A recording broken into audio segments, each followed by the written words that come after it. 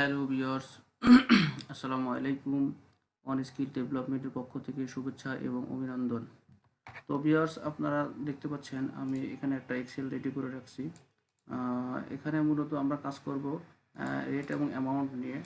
তো অনেক সময় আমাদের রেট এবং অ্যামাউন্ট আলাদা করে আইডেন্টিফাই করার জন্য সাম্বল ইউজ করার প্রয়োজন হয়। তো ডলার হইলে আমরা খুব সহজে এখানে ক্লিক করলে কিন্তু ডলার চলে আসে, তো বেশি কিছু করার প্রয়োজন হয় না। তো এরকম করে আমরা চাচ্ছি যে এইখানে ডলারের পাশাপাশি টাকা সিম্বলটা থাকুক। বিশেষ করে টাকা কিন্তু অনেক ক্ষেত্রে প্রয়োজন হয়।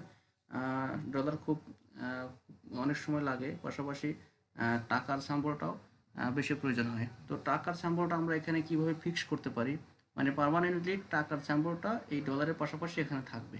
তো সেই কাজটা আমরা করব খুব সহজেই, অল্প সময়ে করার চেষ্টা করব। তো এটা কিভাবে করা যায় আমরা খুব শর্টকাটে এখনই করে ফেলবো।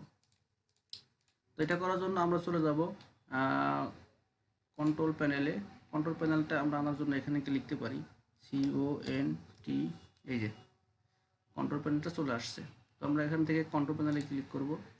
কন্ট্রোল প্যানেলে ক্লিক করার পরে এখান থেকে দেখব এই যে রিজন নামে একটা অপশন আছে। আমরা এই রিজনের অপশনে ক্লিক করব। রিজন অপশনে ক্লিক করলে এরকম একটা উইন্ডো আসবে। তো উইন্ডো থেকে আমরা চলে যাব হচ্ছে এই যে নিচের দিকে লেখা আছে এডিশনাল সেটিং। এডিশনাল সেটিংয়ে আমরা ক্লিক করব।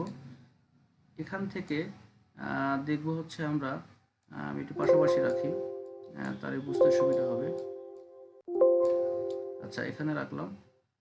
এখান থেকে এই যে কারেন্সি নামে একটা অপশন আছে, আমরা কারেন্সিতে ক্লিক করব। কারেন্সিতে ক্লিক করার পর দেখেন এইখানে এই যে নিচে এখানে আছে কারেন্সি সিম্বল।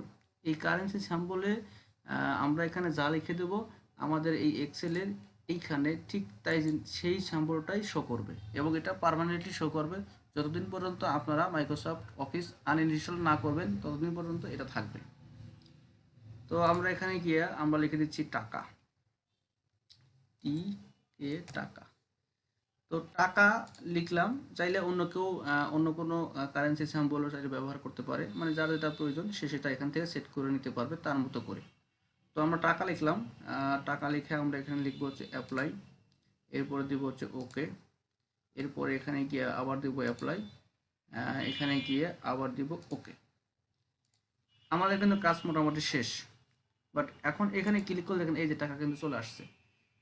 এখন যদি চাই আমরা এখানে আবার এই সেম ভাবে এইটা সিলেক্ট করলাম। সিলেক্ট করার পরে এইখানে গিয়ে আমরা এই যে টাকাতে ক্লিক করলাম, দেখেন টাকা কিন্তু চলে আসছে। তো এই যে টাকা আমরা স্যাম্পলটা এখানে অ্যাড করলাম এটা কিন্তু থেকে যাবে, এটা কিন্তু এখান থেকে চলে যাবে না। যতক্ষণ পর্যন্ত আপনি রিমুভ অথবা ডিলিট না করবেন ততক্ষণ পর্যন্ত টাকা এখানে থাকবে। তো এটা ছিল আজকে আমাদের মূল উদ্দেশ্য, যে আমরা কিভাবে কারেন্সির স্যাম্পল অ্যাড করতে পারি। সেটা ইনশাল্লাহ আমরা অলরেডি অ্যাড করে ফেলেছি, হয়তো আপনারা বুঝতে পারছেন। আপনাদের যার যার যে কারেন্সির স্যাম্পলের প্রয়োজন চাইলে আমরা এইভাবে এখান থেকে অ্যাড করতে পারবেন। তো ঠিক আছে ভিউয়ার্স, আজকে এই পর্যন্তই। সবাই আমার ভিডিওটা কেমন লাগলো অবশ্যই কমেন্টস করে জানাবেন। পাশাপাশি আমার পেজে ফলো দিয়ে রাখবেন, যাতে পরবর্তীতে আরও সুন্দর সুন্দর এরকম শর্টকাট টেকনিকের ভিডিও আপনারা খুব সহজেই পেতে পারেন। ঠিক আছে, আজকে এই পর্যন্তই। আল্লাহ হাফেজ।